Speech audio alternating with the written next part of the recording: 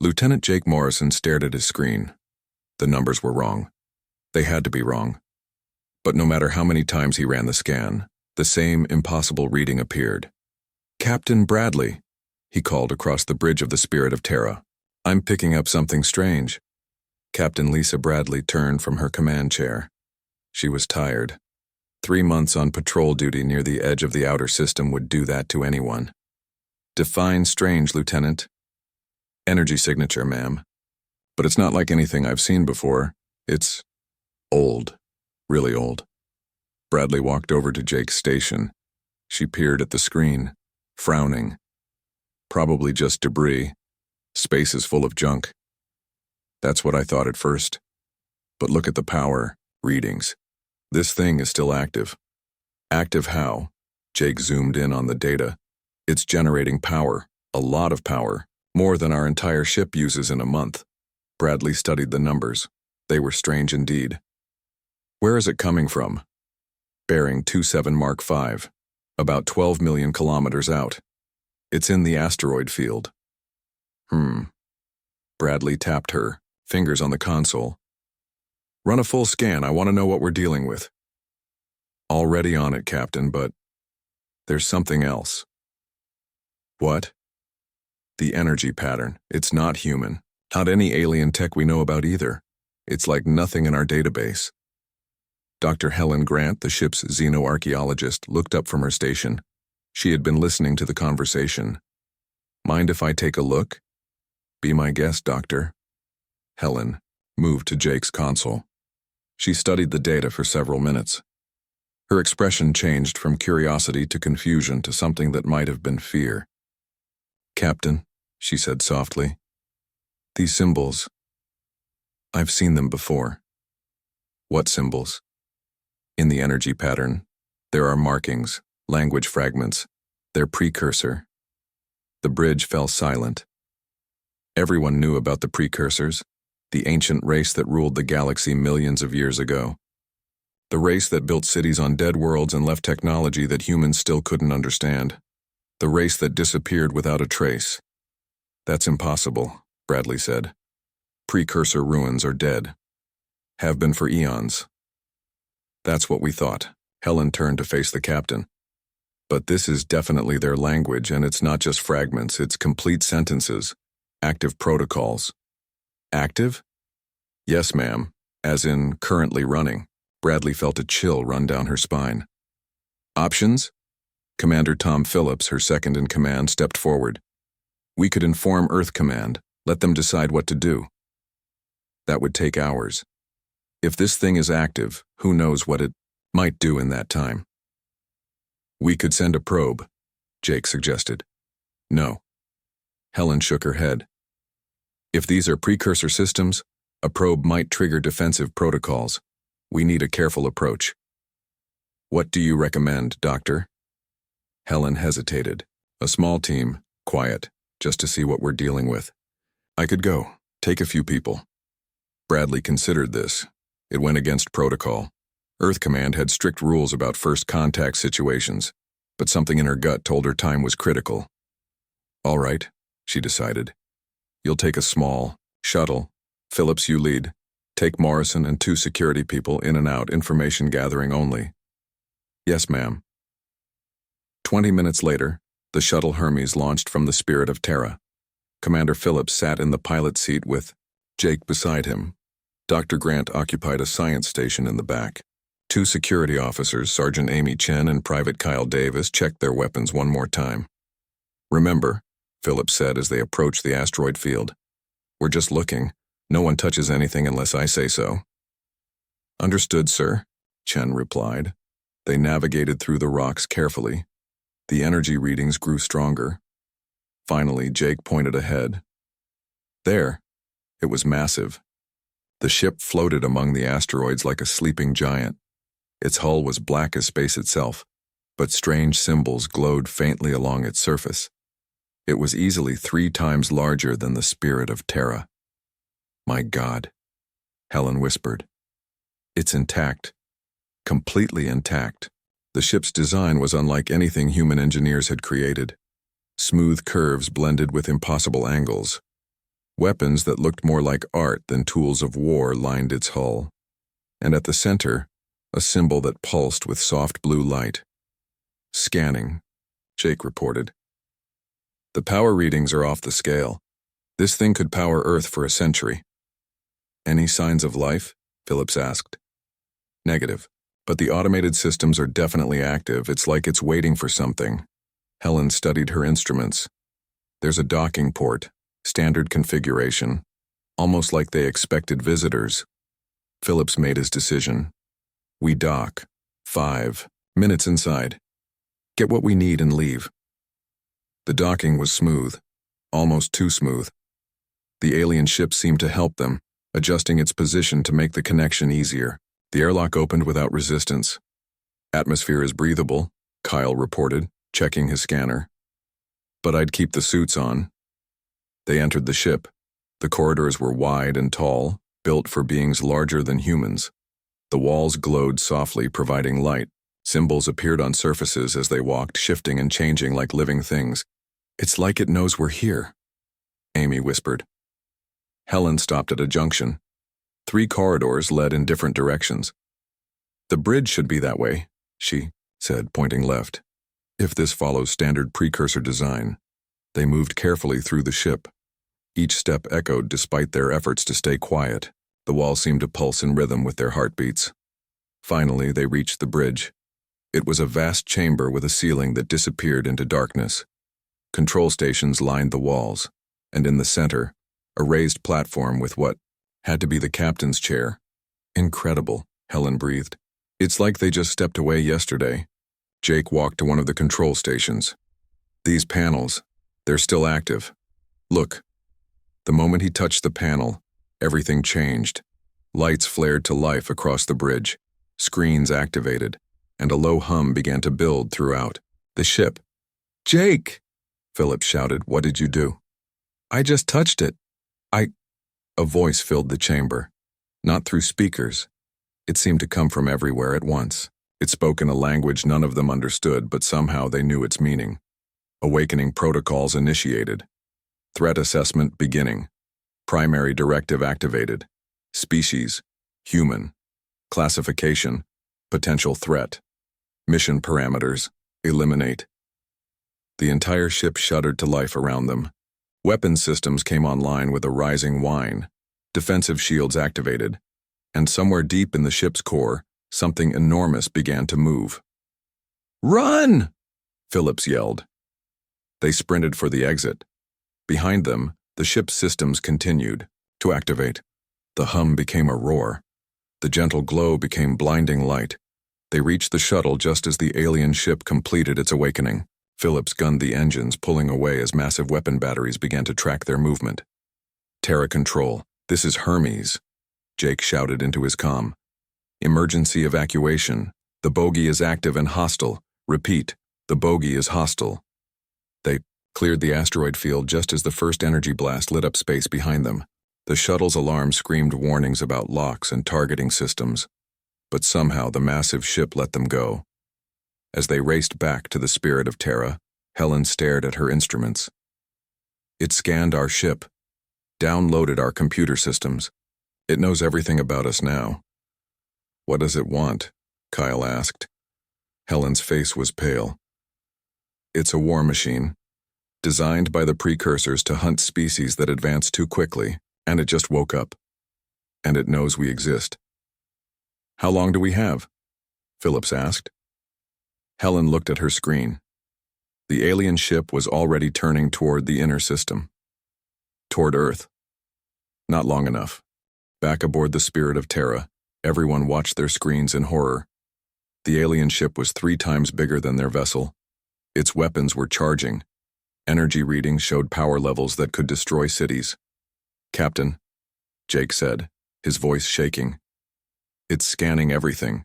Our weapons, our shields, even our coffee machines. Captain Bradley stood firm despite the fear in her chest. All hands, battle stations, prepare for possible enemy fire.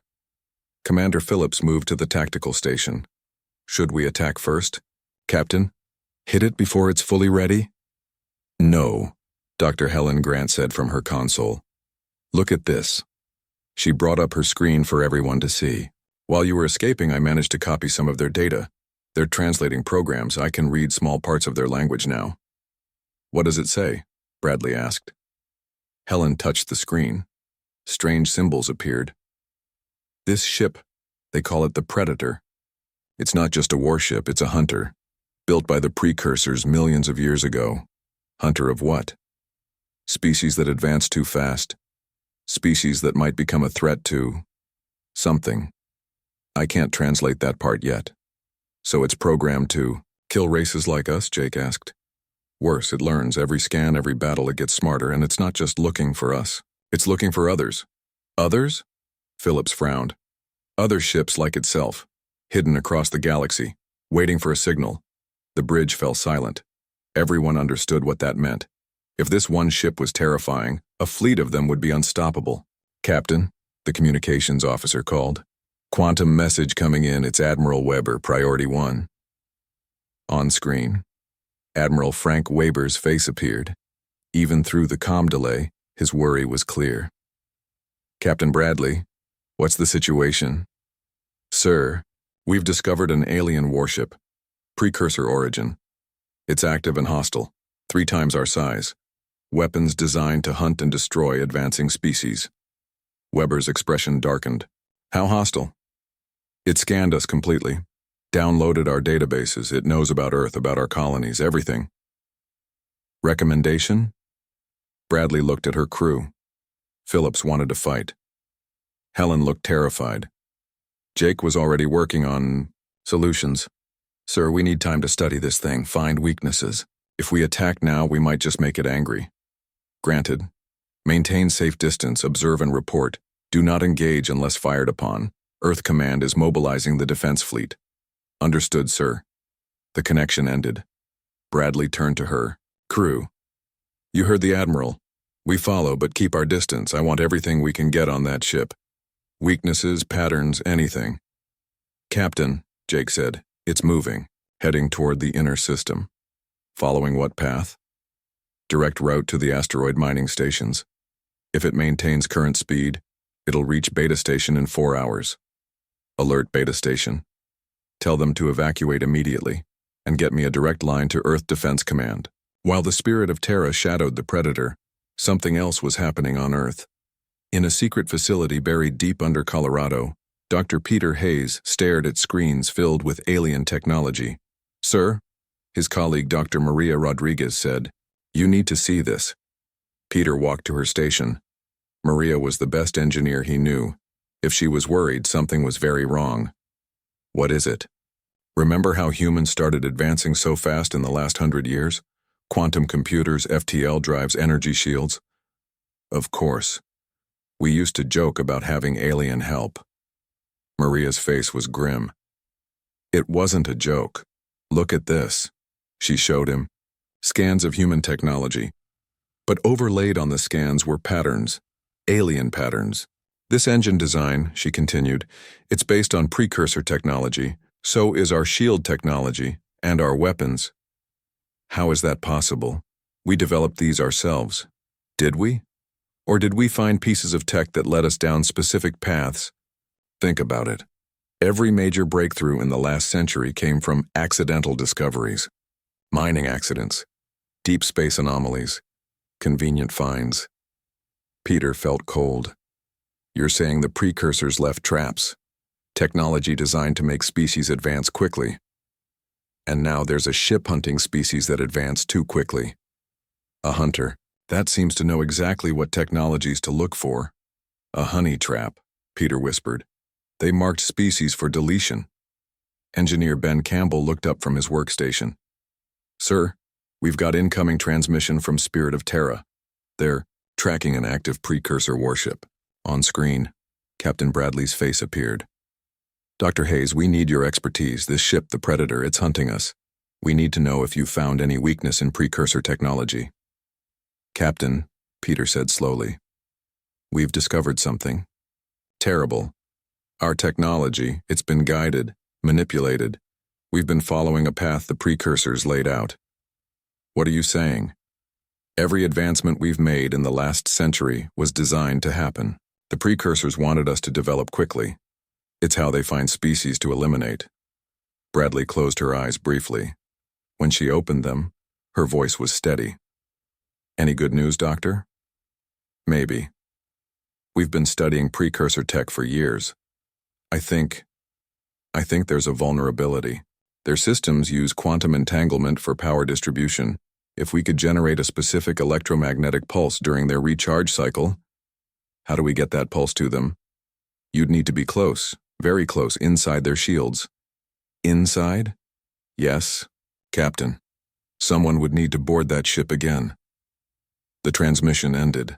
On the Spirit of Terra's bridge, Commander Phillips stepped forward.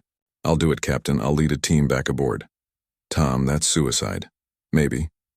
But if Dr. Hayes is right, it's our only chance. Jake stood up. I'm going too, sir. I know their systems now. Better than anyone else on this ship. Sergeant Amy. Chen limped forward. Her leg was still injured from their escape, but her face was determined. And I'm going to repay it for this limp. Private Kyle Davis nodded. Someone needs to watch the sergeant's back. Dr. Helen Grant looked around at the volunteers. Then she smiled sadly. And someone needs to translate the alien tech. Count me in. Captain Bradley looked at her crew. They were scared. They were outmatched. But they weren't ready to give up. All right, she said. But first, we need a plan. A real plan. Jake, I want you to model every system on that ship. Helen, I need you to find us a way to communicate with it. Maybe we can reason with the machine. Captain, Communications Officer Linda spoke up. We're getting reports from Beta Station. The Predator is there. It's attacking. Put it on screen. The image was terrible. The Predator's weapons fired streams of blue energy. The mining station's shields lasted less than a minute. Escape pods launched frantically. Some made it. Many didn't. It's not just destroying the station, Jake observed. It's analyzing the debris, learning from our defenses. And that's not the worst part, Helen added quietly. She brought up a display on her screen. Look at this transmission I intercepted. It's not in precursor language, it's some kind of code. What kind of code? The kind you send to call for backup. The Predator isn't hunting alone anymore. It's calling its brothers. The bridge was silent as they watched Beta Station die. This wasn't just a battle for humanity's survival. It was the beginning of something far worse. How long do we have? Bradley asked. Helen checked her calculations. If it continues at current speed, it'll reach Earth's outer colonies in 36 hours. And Captain, it's learning from every attack, getting stronger, adapting to our weapons. Then we adapt too, Bradley said firmly. Prepare the ship. We're going back to that asteroid field. But this time, we're going prepared for war. The attack came at dawn, Earth time. General Patricia Davis stood in the war room deep beneath North America. Screens showed feeds from across the solar system. Red lights blinked everywhere. The Predator had moved faster than they expected. Report, she ordered. 3 more stations destroyed, General, an aide said. Titan colony is evacuating. Mars defense grid is online. The Predator is studying our defenses with each attack. Our fleet, carriers Eagle's Nest and Defiance, are in position. Captain John Wright commanding Eagle's Nest. Captain Susan Moore commanding Defiance. 22 destroyers, 40 fighters ready for launch. And the Spirit of Terra? Still following the Predator.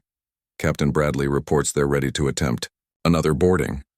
Davis studied the tactical display. Humanity had never faced anything like this. Their newest ships looked like toys compared to the alien warship. Open a channel to all ship commanders. Moments later, captains from across the fleet appeared on screen. Wright, Moore, and dozens more. Listen carefully, Davis began. This is not a normal battle. The enemy learns from every encounter, it adapts, gets stronger. Our only advantage is that we think differently than its creators expected. What are our orders, General? Captain Wright asked. Buy time. The Spirit of Terra has a plan to disable the Predator. Your job is to keep it busy. For how long? As long as it takes. The channel closed. Davis turned to her tactical team. How long can we hold? With current forces. Maybe 6 hours, if we're lucky. Davis nodded grimly. Then we better get lucky. In space, the Predator moved through the debris of Ganymede Station. Its weapons had carved through the base like a hot knife through butter. But something was different this time. Deep inside the Predator, systems analyzed the battle. The humans had fought differently, used tactics that seemed inefficient. Ships had attacked and retreated randomly. Weapons fired at empty space. The AI tried to understand. Were humans more primitive than calculated? Or was there a pattern it couldn't see? Commander Tom Phillips reviewed the data one more time. The Spirit of Terra was closing on the asteroid field where the Predator would need to recharge. Jake, how confident are you that the pulse will work? Lieutenant Jake Morrison looked up from his console. About 60%, sir. Maybe 70, if we can target the exact systems Helen identified. And if it doesn't work, then we die. But at least, we tried. Dr. Helen Grant had been working non-stop, translating more of the precursor language. Commander, I found something in their data. The precursors didn't just build the Predator to hunt. What do you mean? There was something else. Something they were afraid of. Species that advance quickly eventually. She struggled to find the right words. They destroy reality itself. How do you destroy reality? I don't know, but the precursors thought it was possible. That's why they built hunters, to stop it from happening. Phillips considered this. So, they weren't evil, just scared. Terrified, Helen confirmed, of something we don't understand yet. Captain Bradley joined them. Whatever their reasons, they're trying to kill us. We defend ourselves. Captain, Jake said. Incoming message from the Defiance, they're engaged. The screen showed Captain Susan Moore on her bridge. Explosions flashed behind her. Spirit of Terra, the hunt is on. We're drawing it toward Jupiter as planned. Copy. That Defiance, you have 20 minutes before our window closes. Understood. Defiance out. The plan was complex. The main fleet would engage the Predator near Jupiter's magnetic field. The intense radiation would provide cover while the Spirit of Terra approached from the opposite side. During the chaos, a small team would board the Predator and place the electromagnetic pulse device at its core. All right, people, Phillips announced. Final check, who's going? The same volunteers stepped forward. Phillips, Jake, Helen, Amy Chen, and Kyle Davis. But this time they weren't alone. 2 more joining us, Phillips continued.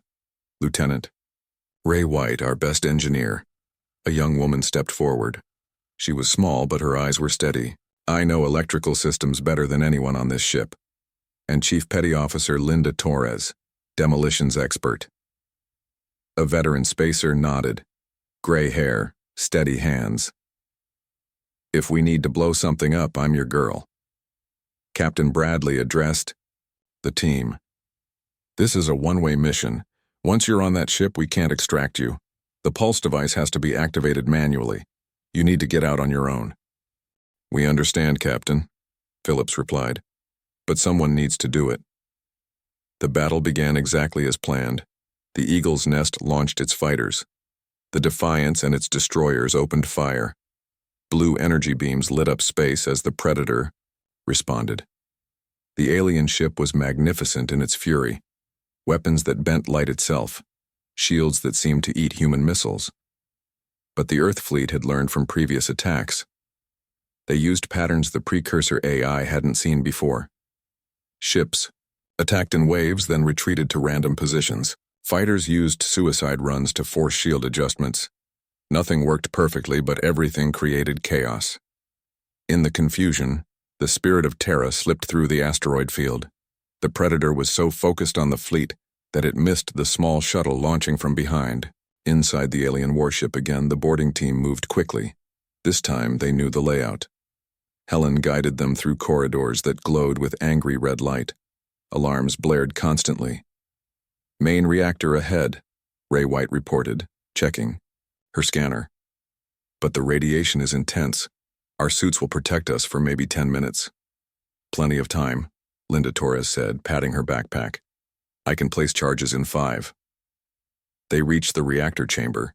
It was huge, filled with mechanisms that defied human understanding. In the center, a sphere of pure energy rotated slowly. There, Helen pointed. According to their language patterns, that's the quantum anchor. The pulse device goes there. As Linda and Ray worked on placing the device, the battle raged outside. Through the ship's hull, they could feel explosions. The human fleet was paying in blood for every minute of delay. Almost done, Ray called out. Her hands moved in a blur, connecting wires and calibrating energy levels. Hurry, Jake urged, monitoring their environment. The ship's security protocols are adapting. It knows we're here. Just as Linda activated the final sequence, automated defenses came online. Laser turrets emerged from the walls. The team dove for cover as energy beams carved through metal. Go! Phillips shouted. Get to the exit, I'll cover you! But the defenses were too fast.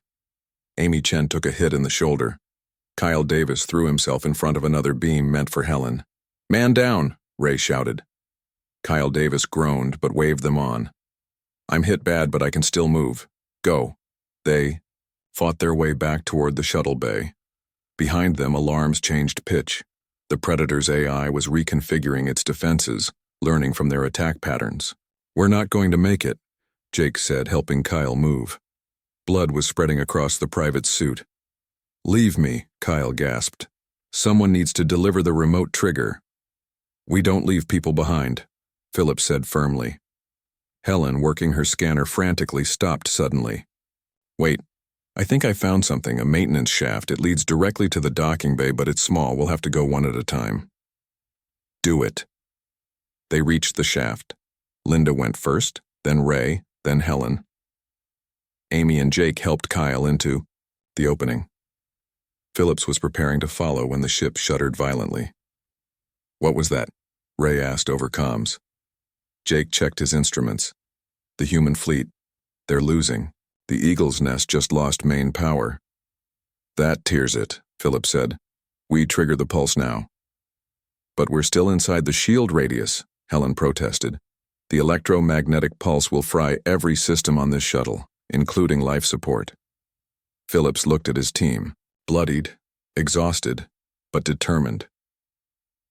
It's our job to complete the mission. We do what we came here to do. Jake pulled out the remote trigger. It was a simple device. One button. Push it, and the pulse would propagate throughout the Predator's systems, potentially disabling it, maybe destroying it. Sir, Kyle said weakly, you've got families to go back to. Leave me. I'll trigger it. No, Amy said. I'll do it. I still owe that ship for my leg. Before anyone could stop her, she activated the pulse device. The effect was immediate. Lights throughout the ship flickered and died. Power systems screamed and failed, and the massive alien warship began to drift, its weapons falling silent. But they were still inside its shields, still surrounded by failing systems, and their shuttle only had emergency power. Everyone alive? Phillips called out. Responses came back. They were hurt, tired, but alive. Even Kyle, though barely. Jake, Phillips said, you're the communications expert. Figure out how to get us out of this death trap. As Jake worked frantically with deteriorating equipment, they could see the human fleet through the ports. Ships that had been taking terrible punishment now advanced cautiously. The Predator was still intact, but clearly disabled. I've got an idea, Jake said. It's crazy, but it might work. The shuttle still has basic thrusters. If we can boost the signal from our distress beacon, do it. Outside, the Spirit of Terra detected the weak signal. Captain Bradley didn't hesitate. Despite the danger, she maneuvered her ship toward the drifting Predator. The rescue was harrowing. With the Predator's shields fluctuating, the docking was more like a collision. But they made it. Everyone accounted for, though Kyle was rushed to medical immediately. As the Spirit of Terra moved away from the disabled alien ship, Jake looked at the screens. The Predator wasn't destroyed, but it wasn't hunting either. Its systems were in chaos. Captain, he said, we did it. It's disabled. But the question is, for how long? The medical bay was quiet. Too quiet. Dr. Helen Grant sat beside Kyle Davis's bed. The private was unconscious, machines keeping him alive. His breathing was steady, but his injuries were severe. "Hey," Jake Morrison said softly, entering the room. "How is he?" "Stable. The doctors say he'll live, but he won't be fighting for a while." Jake sat down across from her. "Thanks to him, we're all alive. Thanks to him, Earth is still there." "Jake," Helen said, her voice troubled, "there's something I need to tell you. While I was in the Predator, I saw more translations, more data." "What kind of data?" "The precursors didn't just build the Predator, they built dozens, maybe hundreds, all hidden across the galaxy. We know that already. No, listen. They didn't just wake up randomly. There's a signal, a code. When one awakens and confirms a threat, it sends out a message, a call to arms." Jake felt cold. "You mean the Predator sent that signal before we disabled it? Other ships are waking up, and they're coming here." Before Jake could respond, alarms blared throughout the ship. Both of them ran to the bridge. Captain Lisa Bradley stood at her command post, studying multiple screens. Commander Tom Phillips was back on duty, his arm in a sling but his face determined. "Report," Helen called, out as they entered. "We've got incoming," Phillips answered. "3 contacts, they're big." On the main screen, 3 massive shapes appeared. Each one looked similar to the Predator but different, like variations on the same deadly theme. "Distance? 2 days out, current speed. But Captain, they're not approaching directly." "What do you mean?" Phillips brought up a tactical display. "They're positioning themselves around our system like they're setting up a containment field." "For what?" "For us. They want to make sure nothing escapes." Captain Bradley turned to her communications officer. "Get me General Davis. Priority 1. Admiral Weber appeared on screen first." "Captain, we've detected them too. 3 more ships. We're mobilizing everything we have." "With respect, sir, everything we have won't be enough. 1 ship nearly destroyed us. 3 of them." "There's more," Weber interrupted. "Dr. Hayes has been working non-stop since the first encounter. He thinks he's found something." The screen split. Dr. Peter Hayes appeared, looking exhausted but excited. "Captain Bradley, you disabled the Predator, but you didn't destroy it. That might be our advantage." "How so?" "I've been studying the data your team recovered. The precursors built these ships to hunt, but they also built safeguards, ways to call them off." "Call them off?" "Yes. But there's a catch. The order has to come from someone who understands precursor technology. Someone who can prove they're not just another advancing species to be eliminated." Helen stepped forward. "Doctor, I've learned some of their language. I can translate basic concepts." "That's good, but not enough. You need to interface directly with their system, and that system is still on the disabled Predator." The bridge fell silent. Everyone understood what Hayes was suggesting. "You want someone to board it again?" Phillips said flatly. "Not just board it. Someone needs to connect to its core computer. Become essentially an operator of precursor technology." "What are the risks?" Hayes hesitated. "Unknown. The neural interface might burn out a human brain, or it might work perfectly. We have no way to know." Bradley looked at her crew, at the volunteers who had already risked everything once. "I'll do it," Helen said. "Doctor, you've done enough." "No, Captain. I'm the logical choice. I know their language. I've studied their technology longer than anyone. And if Dr. Hayes is right, this is our only chance." Jake stepped forward. "I'll go with her. Someone needs to handle the technical side." "As will I," Phillips added. "The team stays together."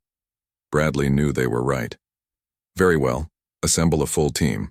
But this time, you're not going in blind." "Dr. Hayes, what else can you tell us?" "The precursor computer core is like nothing we've seen. It's not just a machine. It's a living database. Millions of years of collected knowledge. If Dr. Grant can connect to it, she might be able to do more than just call off the hunters." "What do you mean?" "She might be able to understand the true threat the precursors were trying to prevent. And maybe, just maybe, find a way to help them fight it." The mission launched an hour later. This time they took a larger shuttlecraft with better equipment. The team included Phillips, Jake, Helen, and medical support staff in case the neural interface went wrong. Amy Chen insisted on joining despite her injuries. Someone needs to watch your backs while you play with alien computers. As they approached, the disabled predator, it looked different. Still massive, still threatening, but somehow waiting. There, Jake pointed. The core chamber. It's still powered, just like Dr. Hayes predicted. They docked and made their way through familiar corridors. This time, no defensive systems activated. The ship seemed dormant, but not dead. In the core chamber, Helen stared at the central console. Precursor writing scrolled across screens, symbols shifting and changing. It's trying to communicate, she said with wonder. Dr. Grant, the medical officer, warned. Your vitals spike every time you look at those symbols. Your brain is already starting to sync with their systems. I feel it, Helen admitted. It's like they're not just words. They're concepts. Ideas flowing directly into my mind. She approached the main interface, a crystalline structure that pulsed with soft light. Helen, Jake called, are you sure about this? No, but we're out of time. She placed her hands on the interface. Immediately, her eyes went white. Her body stiffened. Helen! Phillips reached for her, but Jake held him back. Look at the screens. The displays throughout the chamber activated. Images flashed past. The precursors in their prime. Civilizations rising and falling. And then, something else. Something vast and terrible, moving between galaxies. Helen's voice came, but different. Layered with harmonics that weren't human. The Devourers. Come, not in centuries, but soon. Precursors, built hunters, to prepare, to test, to find. Find what? Phillips asked. Worthy, allies, species, strong enough to face the darkness. The chamber filled with light. When it faded, Helen collapsed. Jake caught her before she hit the ground. Medical team, he shouted, but Helen's eyes fluttered open. They were normal now, and she was, smiling. I understand, she whispered. The predators aren't hunters, they're trainers, and we just passed the final exam. Outside, the 3 approaching predator ships received a new signal. As one, they changed course. Not away from Earth, but to defensive positions around the solar system. Captain Bradley, Jake's voice came over the comm. You're going to want to see this. The predators. They're not hunting us anymore, they're protecting us. From what? Helen's voice joined the channel, weak but determined. From what's really coming. The Devourers, ancient enemies of the precursors, and they're on their way here. In the depths of space, something stirred. Something older than the precursors. Something that had waited millions of years for the next harvest. It had sensed the awakening of the predator ships. It knew what that meant. New prey had been found. The hunt was about to begin again. But this time, humanity wouldn't face it alone. On the Spirit of Terra's bridge, alarms began sounding. Long-range sensors detected movement at the edge of the galaxy. Something massive, something coming fast. Captain? Jake reported from the Predator's core chamber. Helen says we have about 3 days before they arrive. The precursors built, the hunters because they knew this day would come. They were preparing us all along. Bradley looked at the tactical display. 3 Predator ships positioned defensively, Earth's fleet forming up behind them, and Helen Grant, somehow connected now to millions of years of precursor knowledge. All right, she said firmly. Then we prepare for war, all of us, together. The real battle for humanity's survival was about to begin. The war room was packed. Every screen showed the same terrifying sight. Massive dark shapes moving toward Earth. The Devourers were coming. General Patricia Davis stood at the center, studying the tactical display. Beside her, Dr. Peter Hayes worked on understanding the data Helen had shared before losing consciousness. How many? Davis asked. 7 confirmed contacts, her aide replied. Each one larger than a Predator ship, moving at incredible speed. Time to Earth? 48 hours. Davis turned to the screen showing Captain Lisa Bradley on the Spirit of Terra. What's our status? All human ships are ready, General. The 3 Predator ships are now under automated defense protocols. And Dr. Grant, she's connected to something much bigger. Helen Grant stood on the Predator's bridge, but she wasn't alone anymore. Her eyes glowed faintly blue. When she spoke, it was with knowledge from millions of years. The precursors knew this day would come, she said calmly. They built the Predator ships as a first line of defense. Each one can link to the others, sharing knowledge and tactics. Can we win? Commander Tom Phillips asked. Helen turned to him. Not alone, but we're not alone anymore. The precursors left more than just warships. What else? Beacons, hidden throughout the galaxy. When activated, they call to anyone who passed the Hunter trials. Every species that survived becomes part of the defense. Jake Morrison, now acting as liaison between human and precursor systems, checked his console. I'm reading incoming signals. Multiple species responding. They're coming to help. How many? 5 so far. Maybe more on the way. The first battle came sooner than expected. 3 Devourer ships emerged from quantum space near Jupiter. They were dark as black holes absorbing light itself. Their weapons were unlike anything anyone had seen. The Predator ships engaged immediately. Blue energy beams lashed out, but the Devourers seemed to simply absorb the attacks. All ships, engage. General Davis commanded from Earth. The human fleet opened fire. Missiles, lasers, particle beams. Everything they had. The Devourers responded with weapons that bent reality. Human ships were caught in gravity waves, torn apart by spatial distortions. We're losing, Captain John Wright reported from the Eagle's nest. These weapons, they're tearing us apart. Then the reinforcements arrived. Ships of strange design dropped out of FTL around the battlefield. Vessels that looked like living things, others that seemed to be made of pure crystal. Species that had passed the precursor trials decades, centuries, even millennia ago. All Allied ships. Helen's voice carried across every channel. This is the Precursor Defense Protocol. Link your targeting systems to the Predator network. We fight as one. What followed was unlike any battle in human history. Ships from dozens of species fought with coordinated precision. The Predators shared tactical data instantly across the Allied fleet. Human ingenuity combined with alien technology created devastating new tactics. But the Devourers were ancient. They adapted quickly. For every advantage the Alliance gained, the enemy countered. Captain Bradley, Jake called from his console. Helen's losing herself. The connection to the precursor network is burning her out. Helen stood rigid at the interface, her human consciousness fighting to maintain control as vast alien knowledge threatened to overwhelm her. The core protocols, she gasped, need human creativity. Precursors. Too rigid. You must improvise. She collapsed, the blue glow fading from her eyes.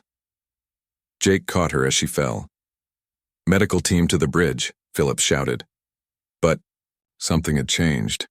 The Predator ships began fighting differently. Instead of precise, calculated attacks, they started using human-style tactics, unpredictable maneuvers, deceptive strategies, hit-and-run attacks. What's happening? Captain Susan Moore asked from the Defiance. Jake checked his instruments. Helen's neural patterns, they're still in the system. Even unconscious, she's influencing the Predator network, making it more human. The battle turned. The Alliance ships began outmaneuvering the Devourers. Human pilots pulled moves that defied logic. Allied species combined their unique weapons in ways the ancient enemy couldn't predict. But victory came at a cost. The Eagle's nest took a direct hit protecting a damaged alien vessel. Captain Wright shouted his final orders as his ship broke apart. The Defiance survived, but Captain Moore was injured when her bridge took damage. Finally, the remaining Devourer ships retreated. Not destroyed, but defeated. For now. In the aftermath, the Alliance fleet regrouped. Human ships floated alongside. Vessels from species they'd never imagined existed. The predator ships, once feared enemies, now stood as protectors. Helen woke up in medical bay, Jake sitting beside her. She looked human again, but her eyes held depths they didn't have before. "Did we win?" she asked. "We won this battle, but they'll be back." "Yes. The Devourers are patient. They wait between galactic cycles. But now they know we're here. We're organized." Captain Bradley entered the medical bay. "Dr. Grant, the Alliance wants to establish a permanent defense force. Every species contributing ships and resources. They want Earth to be headquarters." Helen smiled weakly. "We passed the test, didn't we? Not just surviving the predators, but uniting with them. The precursors chose well." "There's something else," Bradley continued. "The precursor network. It's offering to stay connected, not controlling us, but sharing knowledge, teaching us. And we're accepting humanity, allied with the precursors and every other species that passed the trials. A true galactic alliance." Jake looked out the window at the strange ships floating in space alongside human vessels. "What happens now?" Helen sat up, her mind still echoing with precursor knowledge. "Now we prepare. The Devourers will return in greater numbers, but we won't face them alone, and we won't face them unprepared." "How long do we have?" "Years, maybe decades. Time enough to unite the galaxy. Time enough to build defenses the Devourers can't overcome." 6 months later, Captain Lisa Bradley stood on the bridge of a new ship. The Enterprise was a joint construction, human engineering combined with precursor technology and innovations from allied species. It was the flagship of the Galactic Defense Force. Jake Morrison served as her first officer. Helen Grant led the science division, her unique connection to precursor knowledge invaluable. Commander Phillips commanded the tactical division. "Captain," Jake reported, "incoming message from the Outer Rim. Contact with 2 new species, potential allies." "Set course to intercept," Bradley ordered. "Let's go see what the galaxy has to offer." As the Enterprise engaged its quantum drives, Bradley thought about how far humanity had come. From small ships patrolling the edge of their system to leading an alliance spanning the galaxy. The forbidden warship had awakened. But instead of ending humanity's story, it had begun a new chapter. One where humans stood shoulder to shoulder with beings from across the stars, preparing to face whatever darkness waited between the galaxies. The hunt was over. The real war hadn't begun yet. But when it came, humanity would be ready, and they wouldn't face it alone.